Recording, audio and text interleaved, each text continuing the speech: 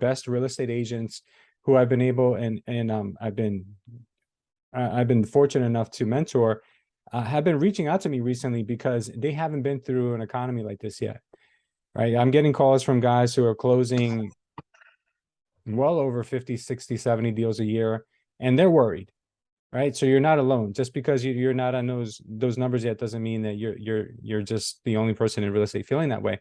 A lot of people are feeling that way right now, and rightfully so, because a lot of people just got into this business within the last few years. They haven't experienced what it was like in 2008. They didn't experience what it was like in the 80s. They didn't experience a lot of the things that most real estate agents would have said, you know what, this is not what I signed up for. This is a lot harder than when it used to be. So now this is when you're going to actually earn your stripes. This is going to be the market that's going to define you. Either it's going to usher you out or it's going to define you. Okay. So let me give you some background on this. When I got started in real estate back in 2003, yeah, 2003, I used to work for a guy, and he had a small Century 21 franchise. And the guy, from what I had understood, he was a really good salesperson. Yeah, sold a lot of properties, but every time I would walk in the office and every time I'd be around, the guy was never selling anything. He was just sitting at his desk, just kind of like being the broker and not really even doing much broker business and broker related activities either. He was just kind of like there, right? So I didn't really learn much from the guy, and I knew like, oh, this guy must be so filthy rich because he just doesn't do anything. And one day he pulls up in a brand new Mercedes SL. I don't know if you guys are not familiar with cars. A Mercedes SL is kind of like the convertible two-door version of a Mercedes Benz. And he was the only guy. Let me pull up a picture. He was the only guy in the area who had a car like that. And I've never even seen a car like that before in person, right? Let me show you guys a screen.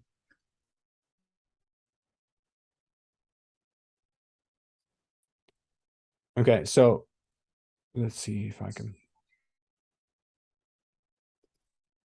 So this was his car.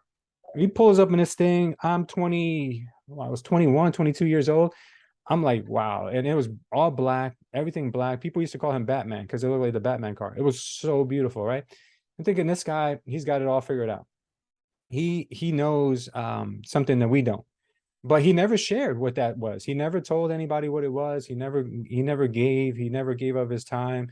He was always just kind of like reactive. He just had to kind of be responsible for people when the time came.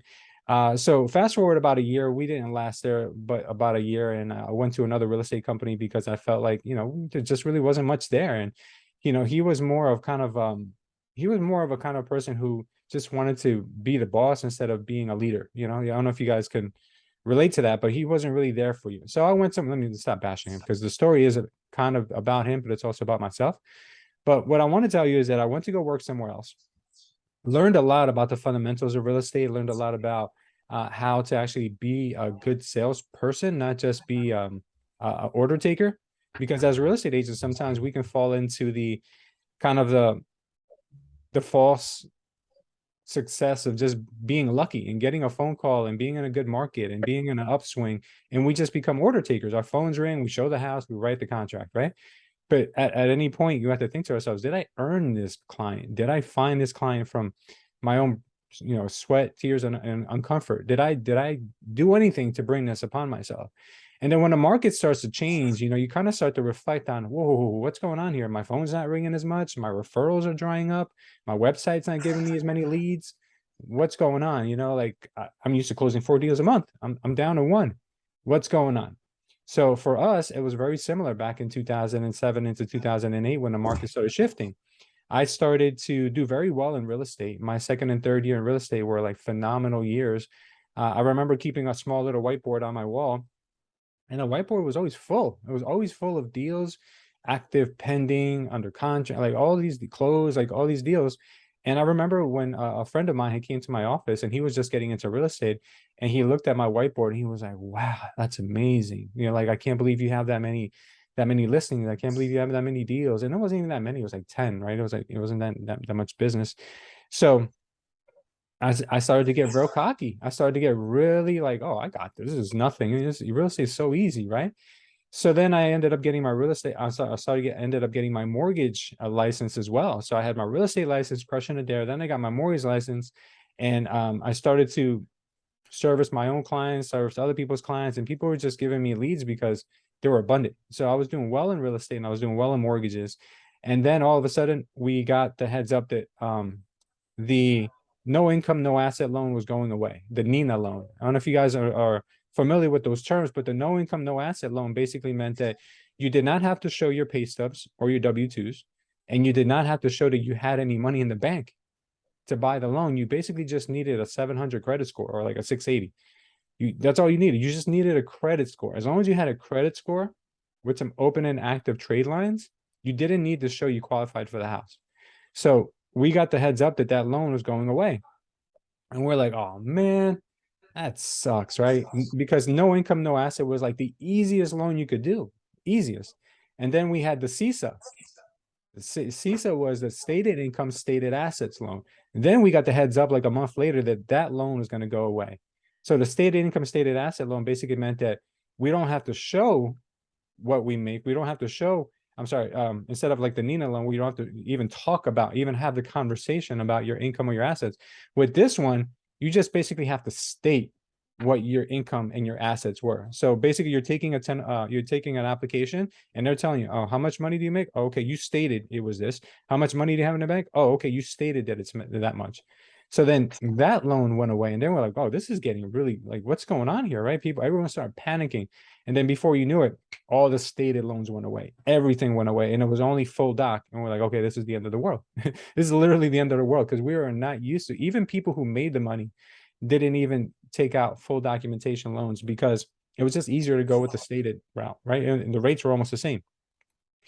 And so once we started to figure out that things were getting really ugly, the dominoes started to fall everywhere. The dominoes started to fall in the mortgage business. Our mortgage business started to dry up. Then in the real estate business, that was starting to dry up. We were still getting listings, but nobody wanted to buy them. So things were getting so ugly. And I remember there was a month where I closed 9 mortgages in 1 month, nine mortgage deals. And I think I closed like 4 real estate deals that 1 month. And I was just so cocky. I was just like, yeah, I make money even when I'm not working because deals were closing because I wasn't there. I was a loan officer. And deals close after you write the application and provide the conditions, the processors do the rest of the work. So I would be cocky and I was like, oh yeah, I'm closing deals. I'm not even working today. I'm closing deals. I'm making, like, I would brag. Then all of a sudden, like a month later, everything just dried up. It was like one day to the next. There was like no business left. Nobody wanted to do any business. And I remember I was sitting with the guys because it was like a fraternity of loan officer guys. We were sitting in this room talking to each other like, where are you getting business from? Like, like, and then the guys that were used to making 300 grand a year writing loans, they were like, man, I don't know. I don't know what I'm going to do this month. Like, and everybody was panicking, and it spread through the real estate business. And then the real estate people who were just like sitting on their rear ends started to really feel the pain, so much so that the guy who pulled up in an SL Mercedes, my broker, he ended up going back to driving trucks, driving truck driver. What are those called? Long haul drivers. So that's what he had done previously before real estate. And I was like, no way. I was like, there's no way that guy's driving trucks. And yeah, it happened. So what I'm telling you guys is that when a market shifts like this, if you're not prepared for it, no matter how experienced you are or how new you are, if you're not ready for it, it will take you out and it will usher you into something that you belong in if you don't belong in real estate. And it will bring in the people who do belong. So what happened is when things got really hard, I started to figure out, what do I enjoy? Do I enjoy mortgages? Or did I just get into mortgages because I thought there was money in it? Do I enjoy real estate? Because why did I get into real estate? I really had to have that conversation with myself internally and ask myself, what am I truly passionate about? And it just dawned on me. I was like, I was never passionate about mortgages. I just did it because it was money. And I got 100% committed to going back to real estate in the hardest possible time that you could have had that observation. So I went back into real estate and I said, okay, there's people making money in this business. I know there is. There's no way that no one is making money. Somebody has to be making money. So I figured out that the people making money were the people who were dealing with distressed properties and investors. They were making the money. So I said, how can I add value to these people who are in that field so I can align myself with them, so I can learn from them, so I can close some deals because I wasn't even closing any deals. It got so bad, guys. I went from being the top earner in my office to cutting hair on the weekends just to try to like make ends meet. So I do real estate all week long, and I went to cutting hair on the weekends at a barbershop. It was so, I don't want to say humiliating, but it wasn't humiliating. It was really humbling. It was so humbling of an experience. And it just dawned on me one day that I was like, I'm there and I'm cutting people's hair. And when I was a barber, let me just put it this way into perspective. I was the best barber. So when I went to this barbershop, nobody even knew me, right? And nobody knew how good I was at cutting hair. And people would come in and not want to sit with me. You know what that would do to your ego? What that does to your ego? It really kind of hurts you, right? So you're not the best in real estate. And then what you thought you were the best at, which was cutting hair, you're not even the best at that anymore. So I said, I know, I got the answer. I'm going to go into a city where nobody knows me.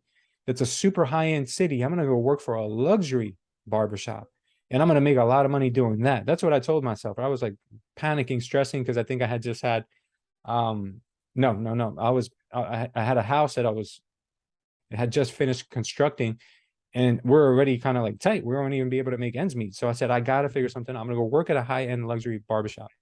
So I took off from that barbershop. I said, look, I'm not coming back. I think I'm gonna go and do something else. So I went to this barbershop on a Saturday morning, and the I spoke to the lady who owned the barbershop, and she's like, you know, here it's a very high end clientele, so you got to wear black shirt, black pants. So I didn't even own a black uh short sleeve shirt, so I went out and bought one. And I went there in the morning and I was excited because like the owner drove a Lamborghini. The it was in Teaneck. The city is like beautiful downtown.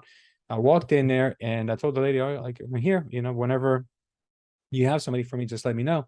So she's like, yeah, I got somebody for you. So it was a bald guy. Like I'm a barber and a bald guy wants to sit down. So I'm like, what am I gonna do with this bald guy? So the bald guy's like, look, I just want my beard. I want a close shave. I want to with a razor straight edge.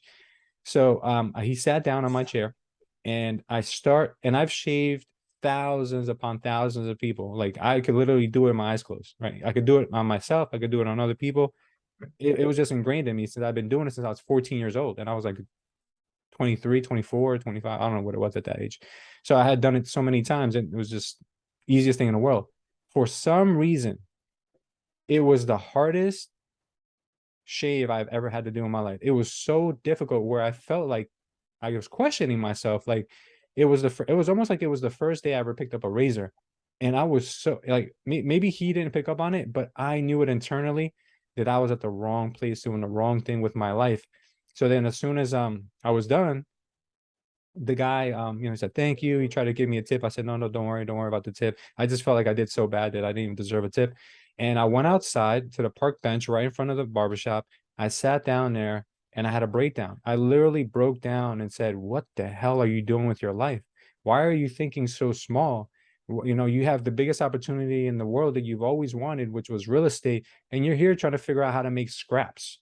So then I went back into the barbershop and a few minutes later and I said to her, listen, I'm so sorry, but I made a big mistake. And you know, she was so excited to have me there because I told her I used to own my own barbershop. I'm an accomplished barber, all this stuff. I have a cosmetology license, which is rare for a barber. And she was just like, no, please don't. You're like, well, pay you more or whatever. Then her husband calls me later. He's like, hey, man, listen, I know a lot of wealthy people. I have all these contracts. Like, I want you to, see if you can come back and work with us. I said, listen, as much as that, I would love to do that. And maybe I would have done that if I was a younger man. I said, it's just something in the pit of my stomach is telling me that I made a huge mistake. So that day was the day that I said, I'm going to go head first into the fire because that's what the real estate market was. It was literally a dumpster fire. And I said, I'm going to figure it out. So the first thing I did was what do investors need? They need buyers and they need renters. Okay. They need buyers and need renters. They need buyers and need rent. Okay. So I'm gonna go rent these apartments for these guys. I'm gonna go do it. And I would charge them a flat $500 fee just to go rent these apartments for them so I could be around them, gain their confidence, gain their trust, and learn from them. And then what I did was I would ask them, hey, listen, what do you need as far as this house? This house is not even done yet. Do you need a buyer? Yeah, I need a buyer. So then I would literally go out there and just start asking, hey, does anyone want to, do you know me want to buy a house? The seller is willing to help with closing costs. He's willing to help with the down payment, like all this stuff, like a two-family house in Elizabeth that you guys can keep as a rental. So I would find these buyers for them, and then I would start to ask him. I say, "Hey, listen, how much do you want for the house?" He's like, "Oh, I want 250." I'm like, "Okay, would you be opposed to paying like a 6, 7, 8% commission?" He's like, "No, as long as I get my 250, I don't care." So I would literally on these deals make $20,000 on these deals from buying from finding buyers for my clients, and that's not uncommon. You guys are like, "Oh, 20 grand, that's a common commission nowadays." Back then, 20 grand was a big deal. So I did about three of those deals, and I was able to put away about $60,000 in savings. And then my friend Phil, he was also, I've known him since the barbershop days. He was very successful in his pest control company, and he also started flipping houses too at an early age. So he was like, "Hey, you want to go in on a house together?" So I found a house, and I bought my first investment property. Well, not technically my first investment property with him. We both put in $60,000, and then we bought that property. And then shortly after, I bought another property with my parents who had been stacking money away as well. I put in I think I put in probably I don't know if I put half or the majority of the money, and I bought another house with them. But that house, guys, cost us 40 grand. So it wasn't like we put in 100 grand each. I found a two-family for 40 grand in Elizabeth. We bought that one. So I went from not even knowing what I wanted to do with my life, cutting hair on the weekends, thinking I was going to be a full-time luxury barber, to then a few months later buying two investment properties all in the same month. And after flipping those two homes, I believe we walked away with $330,000 on the 40,000 dollar house. I think we sold. I think after all expenses, we walked away with like two and change or something. And then with the other house that I flipped with my friend who had a pest control company, I think we doubled our money. I made like another 60 grand. So then I'm just telling you this story right now, guys, because if you quit and if you stop looking for the solution, because the solution is never going to be the same twice, right? So if you stop and you cut yourself short and you tell yourself that you're not meant for this, you're eventually going to break down, because once you've tasted steak, you no longer want processed spam. You know that your mind is telling you you're not made for this. You've got what it takes because you've done it before.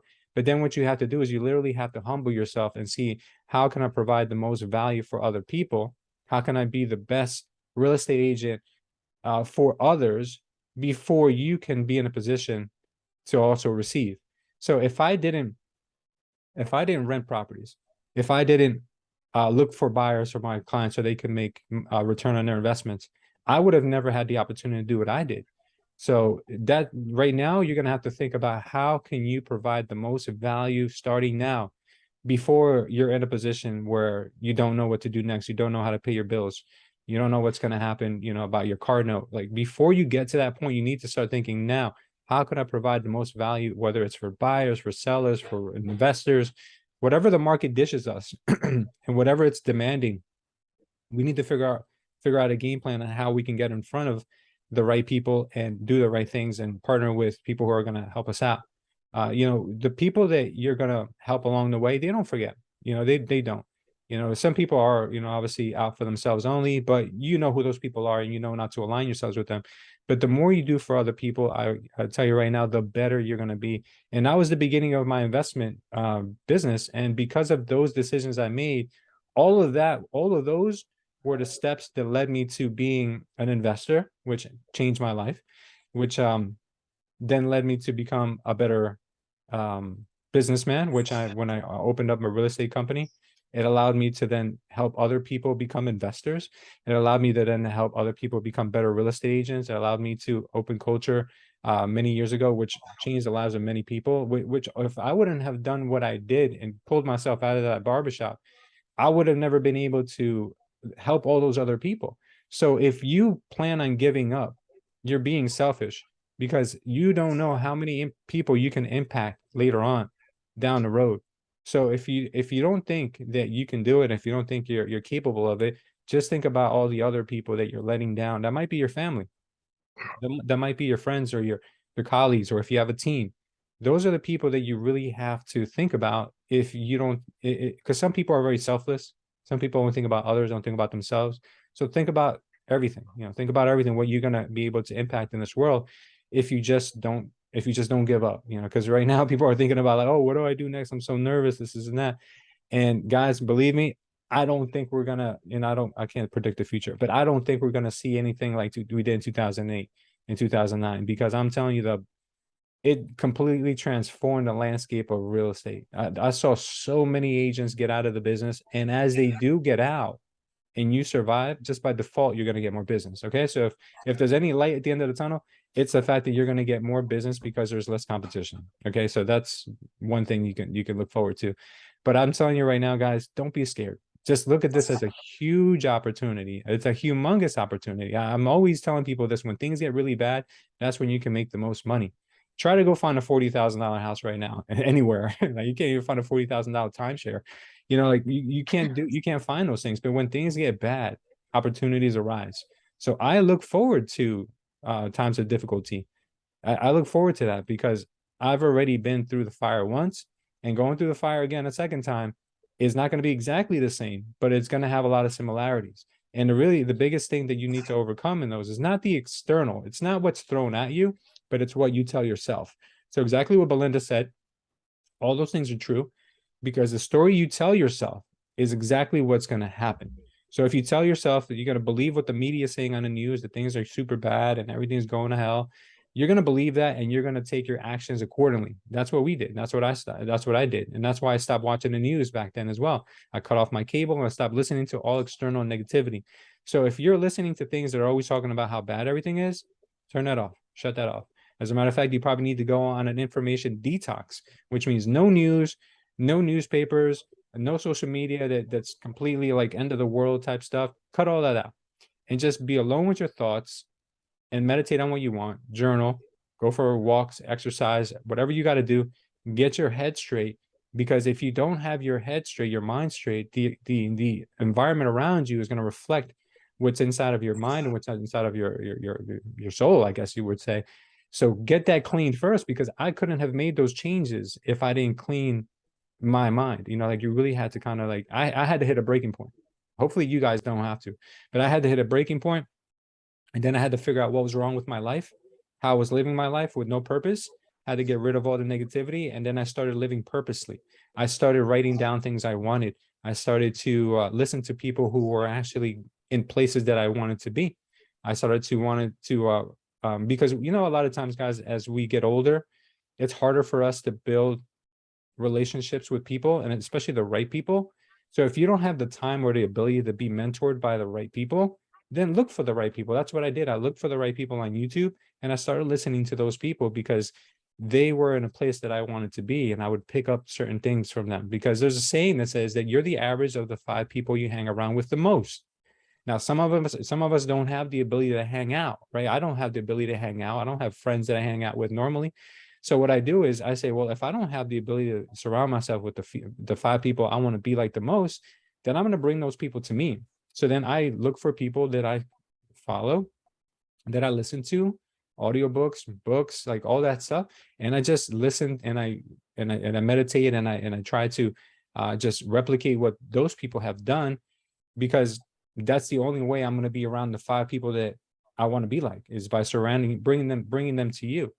So if you guys ever find yourself in that position, that's a quick, easy hack for you to do, is just cut out the negativity and just start putting into your life the things that you want to get out of your life. Does that make sense? Yeah. So long Yes. story short, to tell you the truth, guys, we don't know how bad it's going to get.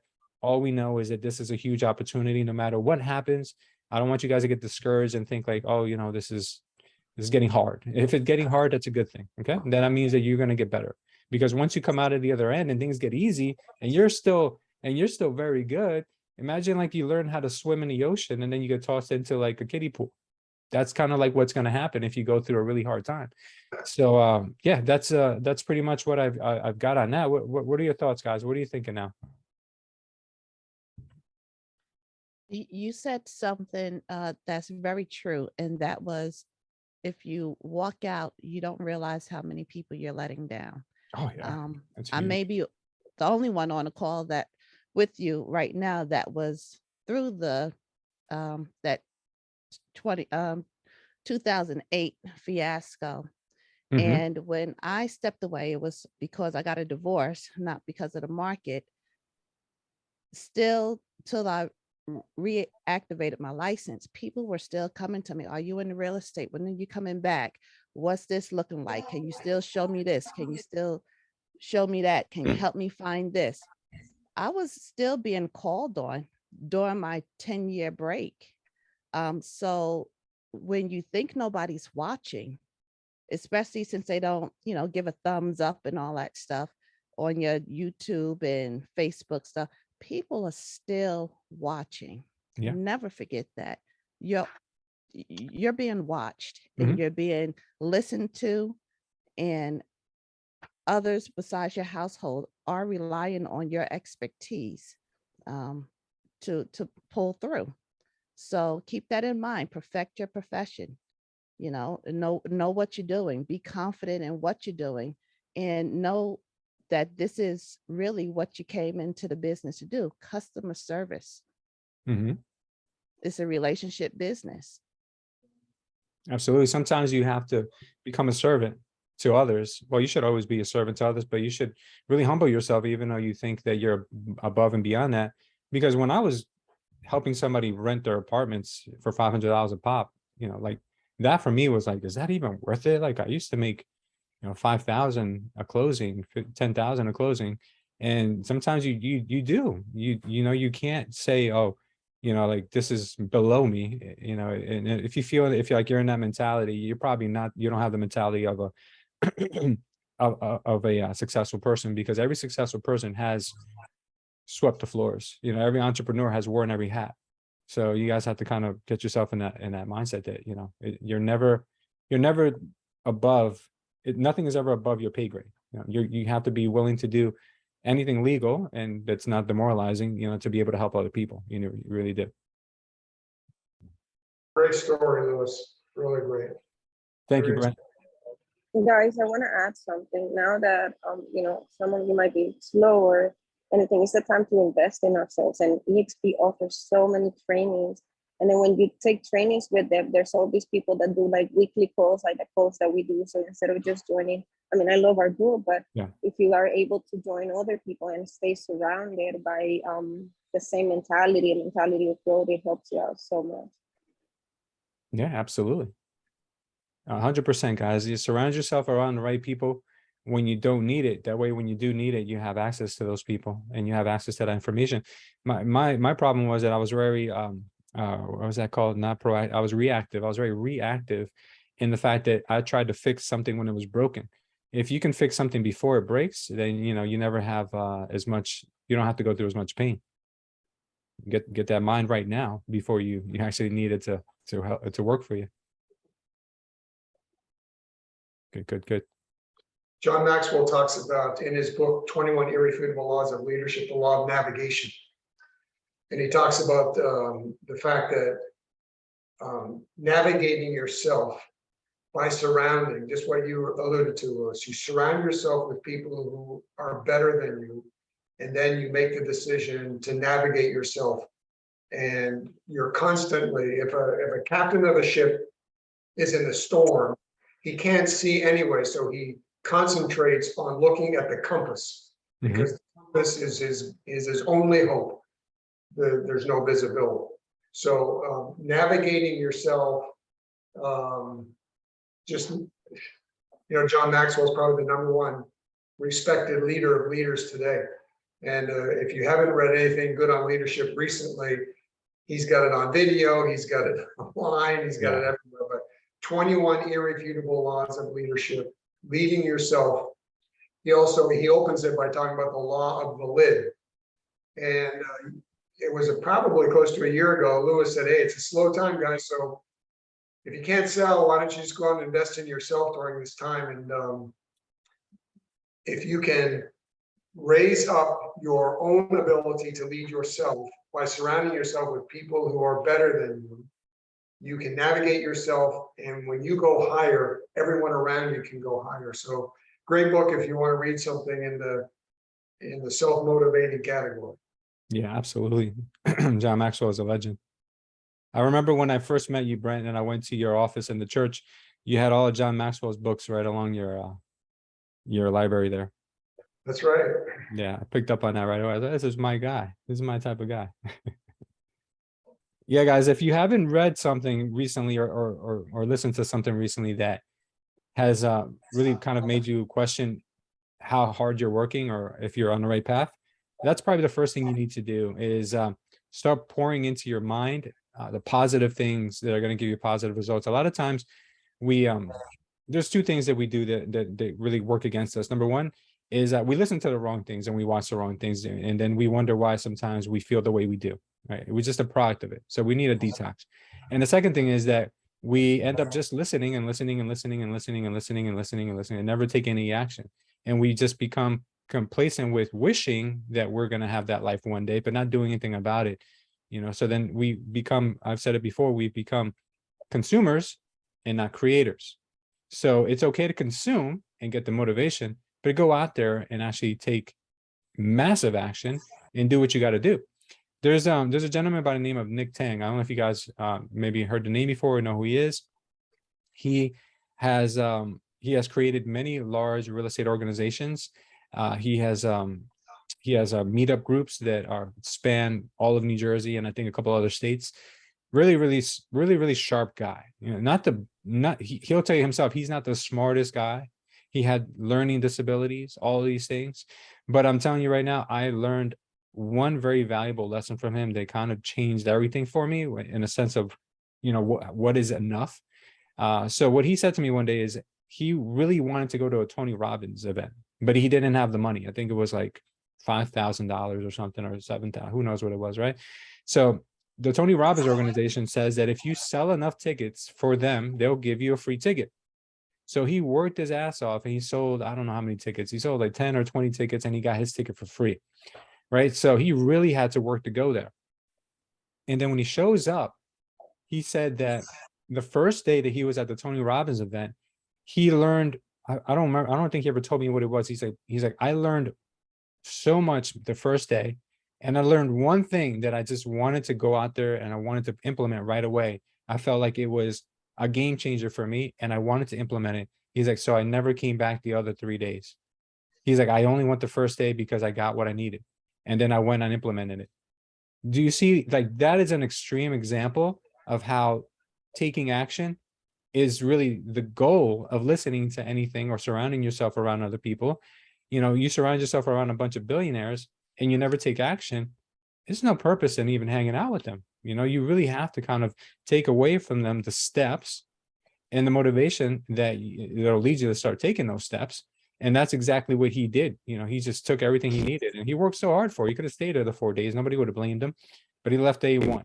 And when I heard that, I was like, wow, why would you do that? He's like, I got so much value my first day. Wow, that was deep. And then I was like, okay, well, now I know why you're so successful. And he definitely pushes himself. Thoughts? Anyone? You guys are quiet today. The peanut gallery is very quiet. No, I remember that video. Unfortunately, I let my husband watch it too. So he thinks now that when he hears something, he could just stop. But he doesn't have that same mindset. You know what? That would work really well in an argument with your spouse. Like, listen, I've heard enough. I know what I have to do. You can stop right there. Imagine. That's so funny. Guys, now that you have a little bit of time on your hands, I recommend you learn how to use KV Core. I have been using it for the last month and it has changed my mind. And people are messaging me, I'm getting new leads, and it does everything for you. Literally does everything for you. When I first started using it 2 years ago, it didn't have automatic campaigns that were already set in there. And now they have them there. You don't have to do anything, just add the people. Yeah, I absolutely. have to echo that.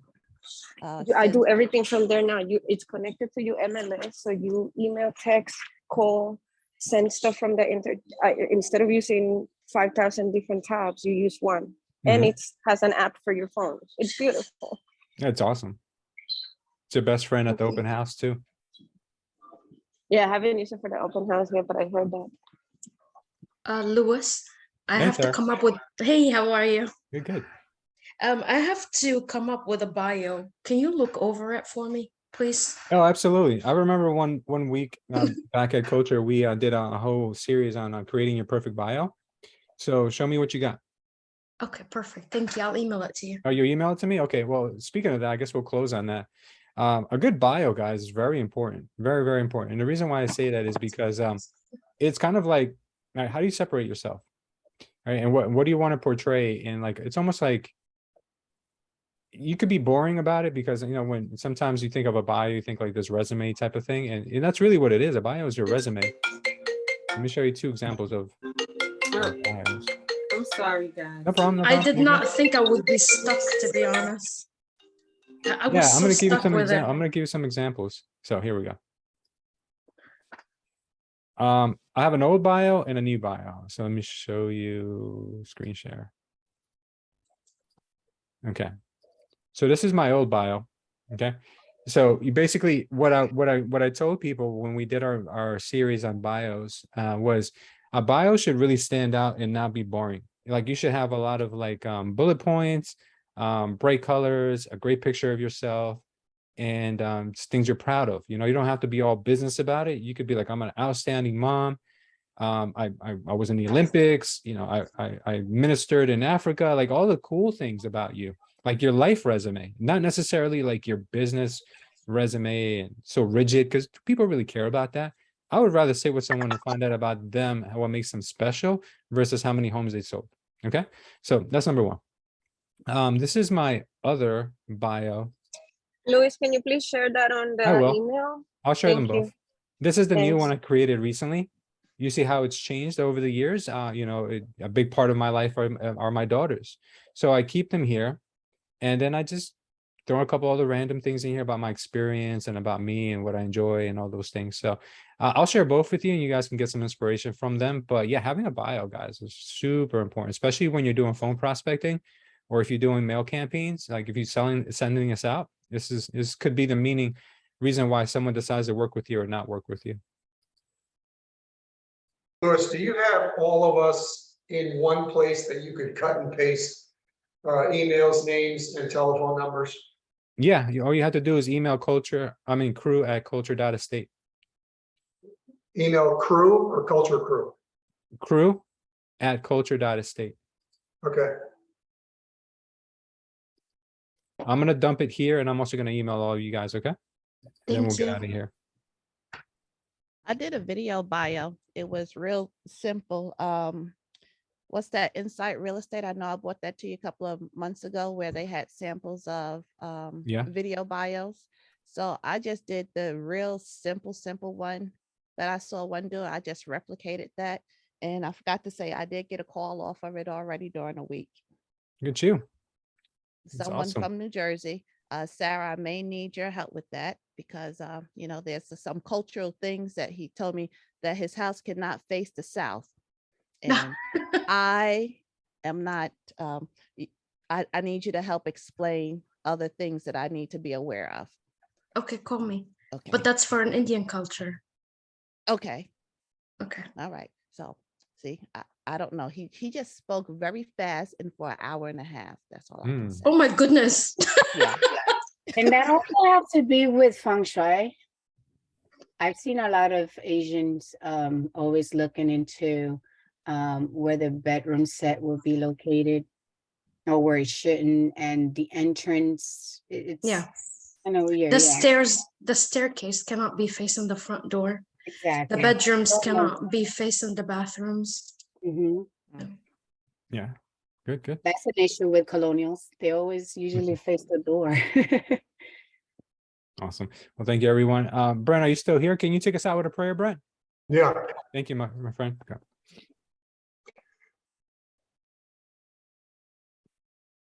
Holy Spirit, we pause and realize that without you, we wouldn't even be able to put a thought together, wouldn't be able to communicate it.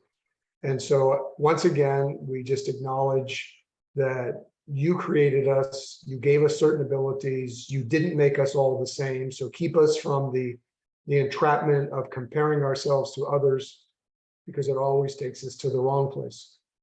Or would you come and infuse us with your divine power to be all that you would have us to be today? And may we put you first, seek first your kingdom and that which is right before you, and trust you to add all other things to us. We ask this in Jesus' name. Amen. Amen. Thank you everyone for being Amen. here. Guys, before I forget, I started a Wednesday morning call with my mentees, and we're using it to role play in case anybody wants to jump in Wednesdays at 9:30. How did he get the link? Email me, I'll send the link, or I can send it on the crew email, I guess. Sure. If you guys need to get in Alright. touch with Ivania, Ivania, what's the best way to reach you? Is it your email? Yes, please. Ivania. I'm driving RE? right now, so Ivania ivaniare@gmail.com. RE@gmail.com. I just dropped it in the chat, guys. Thank you so much, Luis. Take care, guys. Thank Have a you. good week, guys. Bye bye.